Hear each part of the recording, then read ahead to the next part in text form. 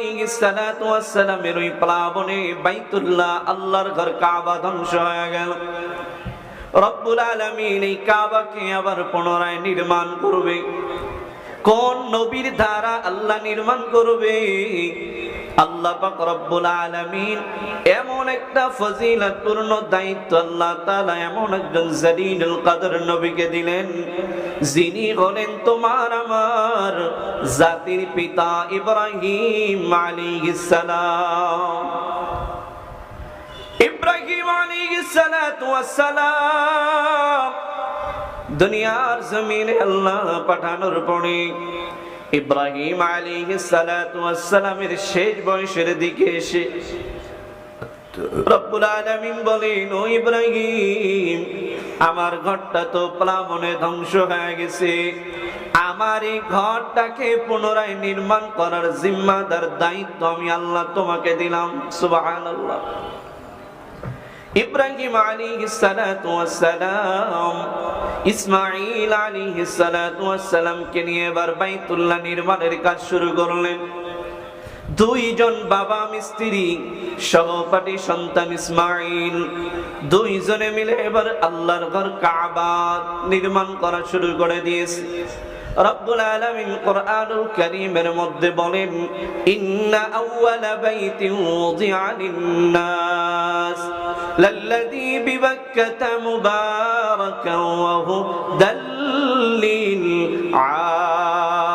আলামিন। আল্লাহ বলেন, এই পৃথিবীতে আমি সর্বপ্রথম একটা ঘর নির্মাণ করলাম, যেই ঘরটা মানব জাতির জন্য হেদায়েতের ঘর, যেই ঘরটা একটা বরকতপূর্ণ ঘর। নবীজি আমার হাদিসের মধ্যে বলেন, কেউ যদি বাইতুল্লাহ যায়, তাওয়াফ করা শুরু করে, 7টা চক্কর দেয়, আল্লাহ পাক রব্বুল আলামিন তার প্রতি কদমে কদমে 70,000 নেকি লিখে দেয়। সুবহানাল্লাহ। প্রতি কদমে কদমে 70,000 নেকি আল্লাহ দান করে। শুধু তাই নয়, নবীজি আমার বলেন, কোন হাজী সাহেব যখন বাইতুল্লাহ তাওয়াফ করে, প্রতি কদমে কদমে আমার আল্লাহ রাব্বুল আলামিন 70,000 গুনাহকে মাফ করে দেয়। ভাইরা আমার, বন্ধুরা আমার, বাইতুল্লাহ নির্মাণ হয়ে গেল। এবার ইব্রাহিম আলাইহিস সালাতু ওয়াস সালাম আল্লাহর কাছে দোয়া করতেছে। আল্লাহ পাক রব্বুল আলামিন এর আগে বলে, ও ইব্রাহিম, আমার ঘর তুমি নির্মাণ করছো, তুমি অনেক কষ্ট মেহনত করছো, ও ইব্রাহিম, এবার বলো তুমি আমার কাছে কি চাও? তুমি আমার কাছে কি চাও? তুমি যে এত কষ্ট করছো, এখন তুমি আমার কাছে কি চাও? তুমি আমার কাছে কি পুরস্কার চাও বলো? ইব্রাহিম আলাইহিস সালাতু ওয়াস সালাম আল্লাহর কাছে পুরস্কার চায়। কি পুরস্কার চায়? ওই আয়াতটা আমি তেলাওয়াত করেছি, সূরাতুল বাকারা 129 নম্বর আয়াতের মধ্যে ইব্রাহিম পয়গম্বর মালিকের কাছে পুরস্কার চায়। ইব্রাহিম পয়গম্বর বলেন, রব্বানা ওয়াবআস ফীহিম রাসূলাম মিনহুম ইয়াতলু আলাইহিম আয়াতিকা ওয়া ইউআল্লিমুহুমুল কিতাবা ওয়াল হিকমা। ইব্রাহিম আলাইহিস সালাতু ওয়াস সালাম আল্লাহর কাছে দোয়া করতেছে, আল্লাহ, শেষ বয়সে এসে দোয়া করলাম একটা সন্তানের জন্য, আপনি দিলেন কাউসারওয়ালা, আপনি দিলেন জমজমওয়ালা ইসমাঈল যাবিহুল্লাহ। ইব্রাহিম খলিলুল্লাহ আল্লাহর কাছে দোয়া করতেছে, আল্লাহ, শেষ বয়সে এসে আপনার কাছে সন্তান চাইলাম, আপনি দিলেন ইসমাঈল যাবিহুল্লাহ। ইসমাঈল, এই তোমরা কথা বলো, ইসমাঈল যাবিহুল্লাহ। দোয়া করতেছেন কে? ইব্রাহিম খলিলুল্লাহ। ইব্রাহিম খলিলুল্লাহ দোয়া করতেছেন, আল্লাহ, কাবা ঘর তো নির্মাণ করছি, আপনার কাছে পুরস্কার চাইতেছি। ইব্রাহিম পয়গম্বর দোয়া করতেছি, আল্লাহ, আমার শেষ বয়সে আমি চেয়েছিলাম, আপনি আমাকে একটা সন্তান দিয়েছেন যার নাম হলো ইসমাঈল যাবিহুল্লাহ। ইসমাঈল জাবিহুল্লাহ। এখন আমি এমন একজন লোক চাই যিনি হবেন আগামী দিনের পথ ভোলা মানুষের পথ প্রদর্শক। ও মালিক, ইব্রাহিম দোয়া করতেছে আল্লাহর কাছে। এই দোয়ার সামনে বসে আছে ইসমাইল জাবিহুল্লাহ। যেই জায়গায় বসে ইব্রাহিম দোয়া করতেছে ওই জায়গাটার নাম হলো বাইতুল্লাহ। জায়গাটার নাম কি? বাইতুল্লাহ। তো দোয়া করতেছে ইব্রাহিম খলিলুল্লাহ, দোয়া শুনতেছে ইসমাইল জাবিহুল্লাহ। যেই দপ্তরে বসে দোয়া করতেছে ওই দপ্তরের নাম হলো বাইতুল্লাহ। দপ্তরের নাম কি? বাইতুল্লাহ।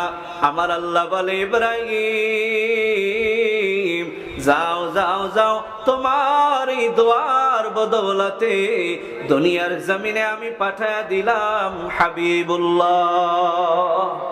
সুবহানাল্লাহ। দোয়া করলো ইব্রাহিম খলিলুল্লাহ, দোয়ার মধ্যে আমিন লাগায় দিল ইসমাইল জাবিহুল্লাহ। যেই অফিসে বসে দোয়া করলো অফিসটার নাম হলো বাইতুল্লাহ। আল্লাহ কয় ও পয়গম্বর, তোমার দোয়া কবুল করে দুনিয়াবাসীর জন্য আমি পাঠিয়ে দিলাম হাবিবুল্লাহ। সুবহানাল্লাহ। আল্লাহর নবীকে পাঠিয়ে দিলেন। ভাইরা আমার, বন্ধুরা আমার, আমার নবী আসবে দুনিয়ায়। আমার নবী আসার আগে একজন এলানকারী হবে। কি হবে? এলানকারী। এই যে আজকে মাহফিলের প্রধান বক্তা মাওলানা আব্দুল কুদ্দুস সাহেব হুজুর যখন আসবে একজন এলান করবে। কি এলান করবে? আজকের মাহফিলের প্রধান অতিথি আসছে, আপনারা আশেপাশে যারা আছেন, বিক্ষিপ্ত অবস্থায় যারা আছেন, দ্রুত করে মাহফিলের প্যান্ডেলে চলে আসুন। কি করবে কিনা বলেন? কেন? মাহফিলের প্রধান অতিথি আসতেছে। ভাইয়েরা আমার, বন্ধুরা আমার, এই দুনিয়ার জমিনে আমার নবী হলেন প্রধান অতিথি। সুবহানাল্লাহ বলেন। প্রধান অতিথি কি আগে আসে না শেষে আসে? শেষে আসে। আর এই প্রধান অতিথি আসার আগে একজন এলান করবে। আল্লাহ পাক রব্বুল আলামিন এই এলানের দায়িত্ব দিয়েছেন ঈসা রূহুল্লাহকে। সুবহানাল্লাহ বলেন। নবী যে আমার আসবে এই এলানের দায়িত্ব আল্লাহ পাক দিলেন ঈসা নবীনা আলাইহিস সালাতু ওয়াস সালামকে। ঈসা নবীনা আলাইহিস সালাতু ওয়াস সালাম তার কওমদেরকে বলেন, ওয়া ইয ক্বালা ঈসা ইবনু মারইয়াম ইয়া বনি ইসরাঈল ইন্নী রাসূলুল্লাহি ইলাইকুম মুসাদ্দিকান লিমা বাইনা ইয়াদাইয়া মিনাত তাওরাত ومبشرا برسول يأتي من بعد اسمه أحمد الله أكبر এবার ঘোষণা দাঁড়ায় দিতেছে ঈসা রূহুল্লাহ। ও জগৎবাসী শোনো, আমার পরে দুনিয়া নামক ভূখণ্ডে একজন নবীর আবির্ভাব হবে, একজন পয়গম্বরের আবির্ভাব হবে, যেই নবীর নাম হলো আহমদ। যেই নবীর নাম কি? আহমদ। যেই নবীর নাম জমিনে মুহাম্মদ। আহমদ শব্দের অর্থ হলো প্রশংসিত। আহমদ শব্দের অর্থ কি? প্রশংসিত। এমন একজন নবী দুনিয়ার বুকে আসবে। আল্লাহর নবী দুনিয়ার বুকে আসলেন। অনেক লম্বা কথা সংক্ষেপে নিয়ে আসলাম। আল্লাহর নবী যখন দুনিয়ার জমিনে আসলো, আল্লাহ পাক রব্বুল আলামিন নবীকে 4টা কর্মসূচি দিয়ে দুনিয়ায় পাঠাইছে। কয়টা কর্মসূচি? কত বলো? কয়টা? তোমরা একটু হাত জাগাও তো সবাই। কয়টা? জোরে বলো, একটু বাইরের মানুষ শুনুক না, শ্রোতা আছে জায়গায়। কয়টা? আরো জোরে। কয়টা? 4টা কর্মসূচি দিয়ে আল্লাহ কারে পাঠাইছে? নবী মুহাম্মদুর রাসূলুল্লাহ সাল্লাল্লাহু আলাইহি ওয়াসাল্লামকে।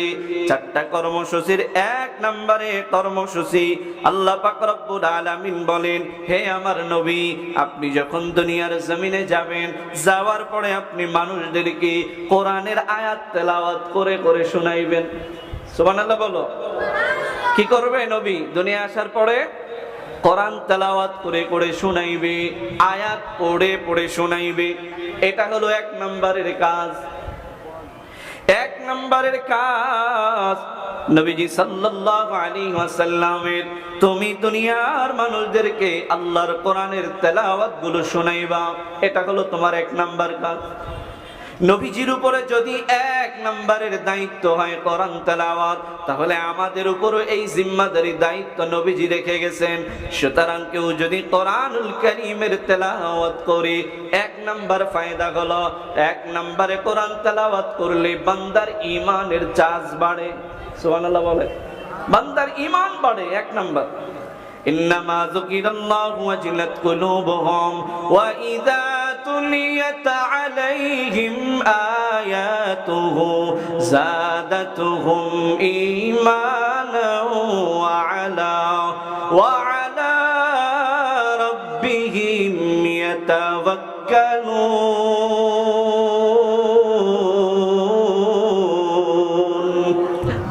আল্লাহ বলেন, হে নবী কোরআন তেলাওয়াত করেন, কেননা কোরআন তেলাওয়াতের দ্বারা বান্দার ঈমান বাড়ে। ঈমান কি হয়? বাড়ে। যার ঈমান নাই, কোরআন তেলাওয়াত করলে ঈমান বাড়ে। যার মধ্যে ঈমানের সমস্যা আছে, ভেজাল আছে, এই ব্যক্তি কোরআন তেলাওয়াত করলে আল্লাহ তাআলা ঈমানের মধ্যে নূর দান করে। কোরআন তেলাওয়াতের ফজিলত কত জানো? নবীজি আমার সাহাবায়ে কেরামদেরকে বলি, ও আমার সাহাবীরা শোনো, তোমরা যদি মালিকের সাথে কথা বলতে চাও তাহলে একটা আমল আমি শিখায়া দিই। সাহাবায়ে কেরাম ডাক দিয়া বলে, পয়গম্বর, এমন কোন আমল আছে যে আমলের কারণে আল্লাহর সাথে কথা বলা যায়? নবীজি আমার জানায়া দেয়, ও আমার সাহাবীরা শোনো, তোমরা যদি আল্লাহর কোরআন নিয়ে বসে যাও, যারা আল্লাহর কোরআন নিয়ে বসে যায়, আল্লাহর কোরআন পড়া শুরু করে দেয়, তারা যেন স্বয়ং আল্লাহর সাথে কথা বলে। সুবহানাল্লাহ।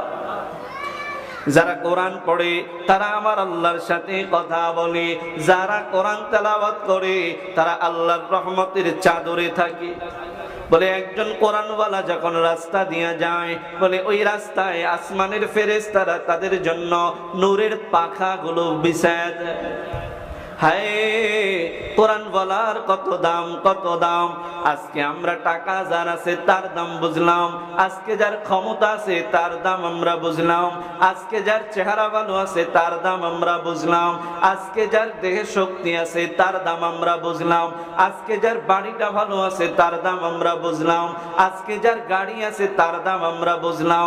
অথচ এই মাদ্রাসায় ছোট্ট ছোট্ট তালিবুল ইলম যারা আল্লাহর কোরআন তেলাওয়াত করে সকাল এবং সন্ধ্যা, এদের গুরুত্ব, এদের দাম আমরা বুঝলাম না রে কপাল পোড়া। এদের দাম আমরা বুঝি না। হায়, মেখুল মাদ্রাসায় 1 বছর পড়ার সুযোগ হয়েছে। ওই মাদ্রাসার বড় হুজুর যিনি ছিলেন নোমান ফয়েজী সাহেব হুজুর, আমি কোনোদিন দেখি নাই হুজুর সামনের কাতারে যায় নামাজের ইমামতি করছে। একদিন বড় ছাত্ররা বলতেছে, হুজুর সব উস্তাদদের পিছনে নামাজ পড়লাম কিন্তু আপনার পিছনে নামাজ পড়তে পারলাম না। আল্লাহর বান্দা বলতেছে, ও আমার ছাত্ররা শোনো, আমারও তো মনে চায় সামনে যায় নামাজ পড়াইতে, কিন্তু আমি সামনে যাই না এই কারণে আমার ভয় লাগে, কেননা আমি তো হাফেজে কোরআন না। আমি যে সামনে যায় নামাজ পড়াবো, আমার পিছে কত হাফেজে কোরআন দাঁড়ায় থাকবে। আমি চাই না আমার মতো নালায়েকের পিছনে আল্লাহর দামি কালাম কোরআনুল কারীমের হেফজ সম্পূর্ণকারী হাফেজরা দাঁড়ায় থাকবে, আর আমি বেদামি হাফেজ দাঁড়ায় দাঁড়ায় ইমামতি করবো। এটা মানায় না, এটা মানায় না আমায়। এজন্য হুজুর সামনে যাইতেন না নামাজে, পিছনে দাঁড়াইতেন, এক পাশে দাঁড়াইতেন। এটা হলো কোরআনের আদব, আজমত। কোরআনের প্রেম তাদের মধ্যে ছিল, কোরআনের মহব্বত তাদের মধ্যে ছিল, যার কারণে আল্লাহু আকবার, যাদের মধ্যে কোরআনের প্রেম আছে, কোরআনের মহব্বত আছে, এই মানুষগুলো মরার পরে তাদের লাশ পচবে না, বরঞ্চ তাদের মরার পরে আল্লাহর কোরআন তাদের মাথার কাছে দাঁড়ায় থাকবে। সুবহানাল্লাহ। হাদিসের মধ্যে আছে আল্লাহর নবী বলেন মানুষ ইন্তেকালের পরে তার আত্মীয় স্বজনরা সবাই চলে আসবে ওই বাঁশবাগানের নিচে তোমারে আমারে ফেলে সবাই রওনা দিয়ে যাবে। যেই সন্তানের জন্য ভার্সিটিতে ইউনিভার্সিটিতে পড়ায়া লক্ষ লক্ষ কোটি কোটি টাকা খরচ করলাম, ওই সন্তান তোমার কয়েক টুকরা মাটি দিয়া সন্তানও চলে যাবে। এমন কি দেখা যাবে ওই সন্তান তোমার জানাজায় উপস্থিত নাও হতে পারে। লক্ষ লক্ষ টাকা খরচ করায়া তোমার সন্তানকে ডাক্তার বানাইলাম, ডক্টরেট করার জন্য বাহিরে পাঠাইলাম, ইতিমধ্যে তোমার ইন্তেকাল হয়ে গেছে। তোমার সন্তানের ব্যস্ততার কারণে তোমার সন্তান তোমার কবরে মাটি দেওয়ার সুযোগ পায় নাই। হায় ও মন, চোখটা বন্ধ করিয়া মন রে বুঝাও, আজকে দুনিয়ার জন্য আমরা কত কিছু করলাম, আজকে আল্লাহর কোরআনের জন্য আমাদের সন্তান সন্ততির জন্য আল্লাহর কোরআনের জন্য কতটুকু করলাম, আল্লাহর দ্বীনের জন্য আমরা কতটুকু কাজ করলাম, নবীর মহাব্বত নিয়ে কতটুকু আগাইলাম। ভাইরা আমার, বন্ধুরা আমার, নবীজি আমার বলেন মৃত্যুর পরে সব আত্মীয় স্বজনেরা আলাদা হয়ে যাবে, যে যার মতো বাড়িতে চলে আসবে। আল্লাহর বান্দা তুমি কবরের মধ্যে থাকবা, ওই কবরের মধ্যে তোমার মা নাই, তোমার বাবা নাই, তোমার বন্ধু নাই, তোমার বান্ধবী নাই, ওই কবরের মধ্যে তোমার নেতা নাই, ওই কবরের মধ্যে কেউ নাই, কেউ নাই, ওই কবরের মধ্যে এবার তুমি একা। আল্লাহর নবী বলেন ও আমার উম্মত, ওই কবরে রাখার সাথে সাথে তোমার মাথার কাছে আল্লাহ পাক রব্বুল আলামিন কোরআনকে পাঠায় দিবে। জোরে কান সুবহানাল্লাহ। তোমার ডান পাশে তোমার নামাজ চলে আসবে, তোমার বাম পাশে তোমার রোজা চলে আসবে, তোমার পায়ের কাছে সমস্ত নেক আমলগুলো চলে আসবে। মুনকার নাকির ফেরেশতা চলে আসবে, আসিয়া ডাক দিয়া বলবে ও আব্দুর রহমান ওঠো, তোমাকে এখন প্রশ্ন করা হবে। আল্লাহর বান্দা কোরআন বলবে রে দাঁড়াও, ও মুনকার নাকির কেন ডাকতেছ? বলে এখন প্রশ্ন করা হবে, আল্লাহর তরফ থেকে আমরা তার কাছে এসেছি। আল্লাহর কোরআন ডাক দিয়া বলবে মুনকার নাকির তুমি কি দেখো না আমার আশিকটা কবরে ঘুমাইতেছে, কেন তুমি তার এই ঘুমের মধ্যে ব্যাঘাত ঘটাইবা?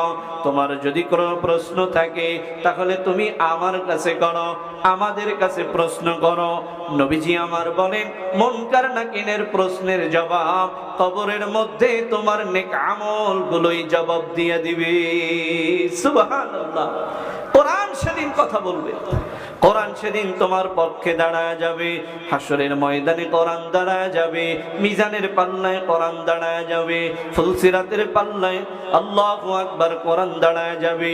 এমন কি নবী আমার জানায় দেয় আল্লাহর কোরআন যত সময় পর্যন্ত তোমার জান্নাতে না পৌঁছায় দিবে তত সময় পর্যন্ত কোরআন তোমার কাছ থেকে সরে যাবে না।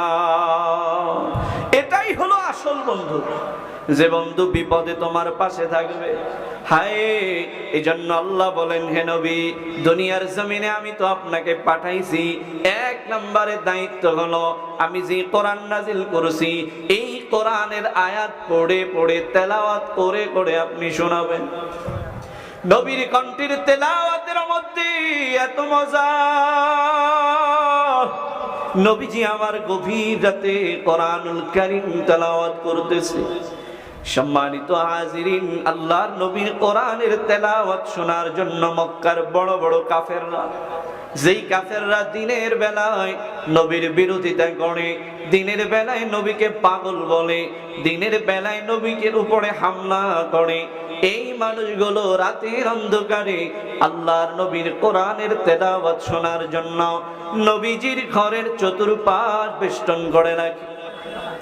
উতবা সাহেব আবু লাহাব কোরআনের তেলাওয়াত শোনার জন্য ঘরের চতুর্পাশ ঘিরে রাখে। আল্লাহর নবী তেলাওয়াত করে, তারা মধুর কণ্ঠে নবীর তেলাওয়াতের আওয়াজ শুনে তাদের দিল শীতল করে। কেননা নবীজি আমার বলেন, কোন ব্যক্তি যদি পেরেশানির মধ্যে পড়ে যায়, কোন ব্যক্তি যদি চিন্তার মধ্যে পড়ে যায়, সে যেন আল্লাহর কোরআন নিয়ে বসে যায়।